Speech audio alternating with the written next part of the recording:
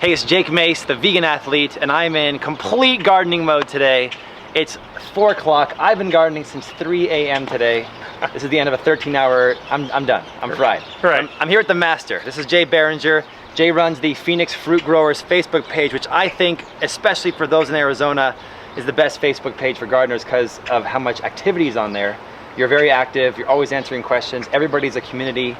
It's a great place for gardeners to learn about gardening. Yeah, we've got a good group. We've got a lot of good members. If I don't know the question or the answer to your question, there's definitely somebody on there that can answer the question. And we've talked about you before is that Jay's specialty, he sets up edible landscapes, he does gardening consultations, you make the best soil for trees and for gardens. Yes.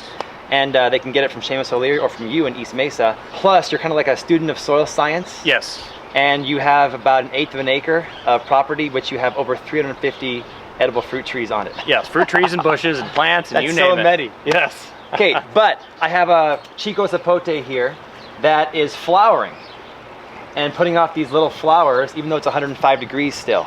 And so you were telling me there's one thing I should definitely do when a tree like this starts to flower.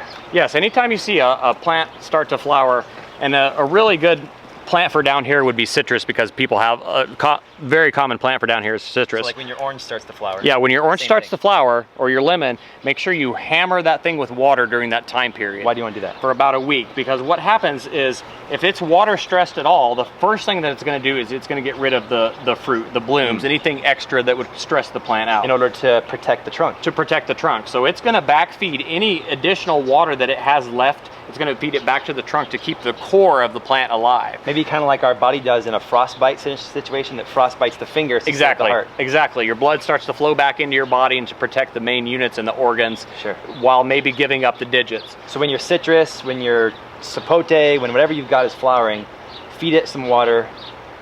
Yeah, make sure in excess. Yes, actually hammer that thing with water. Give it water every day for probably about a week during that time period. Okay. Because the main thing that we're not wanting to dry up is the connection between the branch here and the flower, because that's what goes first. This little stem here. This little stem right here is what dries up first. We're going to maintain the freshness of that. Yes, and it will release that flower bud and drop it to the ground, whereas if you give it plenty of hydration, it'll keep that stem and it'll keep that valley, and then it'll start to hit the hormone for it to actually grow and produce the fruit, which all channels through this, because that's where your fruit is connected to.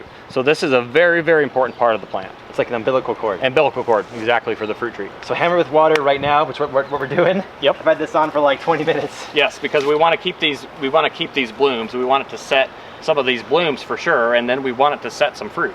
So you're talking about two different things there. So yeah, hydration is very, very important here in Phoenix, Arizona. Especially when it's a flush of new leaves or a flush of new flowers. Yes, anytime you see new growth, just be very aware of your plants. Go out and observe. Look through your plants and make sure they've got new growth tips.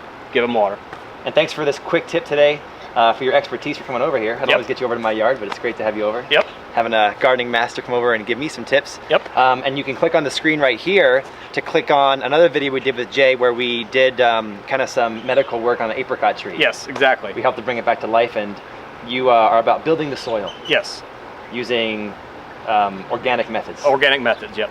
Yep. Perfect. Yep, and just keep an eye out for more of our videos, because we'll be doing quite a few of these series on the different trees and plants. Awesome. Like we always say here on my YouTube channel, go vegan, grow your food at home. And if you can grow your food at home the right way when you first plant it, you'll have infinitely better growth. Yes. Awesome.